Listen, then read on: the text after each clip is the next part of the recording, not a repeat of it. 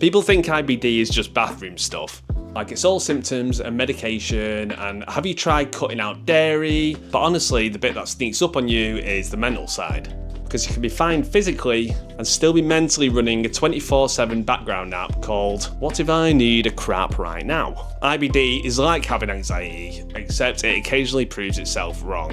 I'm not doing just be grateful nonsense. I'm going to give you practical coping strategies for the emotional side of IBD, how to deal with a flare-up, how to deal with flare anxiety, how to talk to people about it without it getting weird, how to find support that actually helps, and how to stop IBD becoming your total personality, even though it tries. Because the emotional stuff is what makes you cancel plans, avoid travel, overthink food, and feel like you're living life with a handbrake on. And nobody warns you about that bit. They just hand you a leaflet and say, good luck, mate. So strategy 1, name the invisible load. IBD isn't just symptoms. It's planning, scanning, calculating, prepping, worrying. When you name it, you stop thinking you're lazy or broken. You're not lazy. You're just carrying extra mental tabs open. Sometimes it feels like my brain's got 47 tabs open and one of them's still buffering. Do I need a crap constantly? Strategy 2, have a panic plan so you don't panic. If your fear is, what if I need the toilet and I'm out? Your plan is, know where the toilets are, carry supplies, have a phrase ready, and know the exits. Not because something will happen, but because your brain calms down when it knows you have options. I'm not anxious. I'm just a professional escape room enthusiast. Strategy 3, control your controllables. When life feels random, pick 2 or 3 things you can control. Your sleep routine, hydration, safe foods when you're stressed, keeping your meds and your supplies organised. You don't need to be perfect. You need to be consistent. I'm not saying get your life together. That's too broad and big of a thing to say. Having your water bottle ready is manageable. Strategy 4, stop doing IBD alone.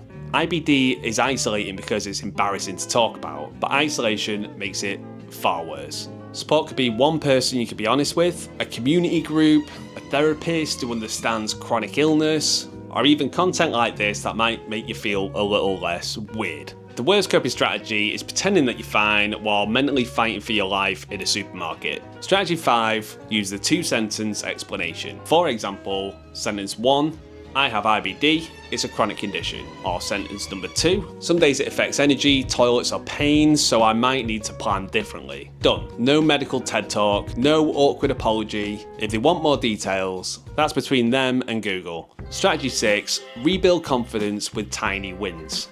When IBD knocks your confidence, you don't fix your life overnight. You rebuild it with small wins, like a short trip out, meeting a friend, a nice little walk, or a meal that you know is safe. Your nervous system eventually learns, we can do this. Confidence isn't a mindset, it's evidence. Strategy 7, get help early, not when you're broken. If anxiety or depression is creeping in, don't wait until it's a crisis. Talk to your GP. Ask about therapy. Ask about support. Mental health support isn't you being dramatic. It's actually a part of treatment. Your gut and your brain is actually in a group chat, and they're both constantly flaming each other. It gets messy.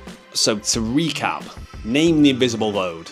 Have a panic plan. Control your controllables. Don't do it alone. Use the 2-sentence explanation. Tiny wins, rebuild confidence, and get help early.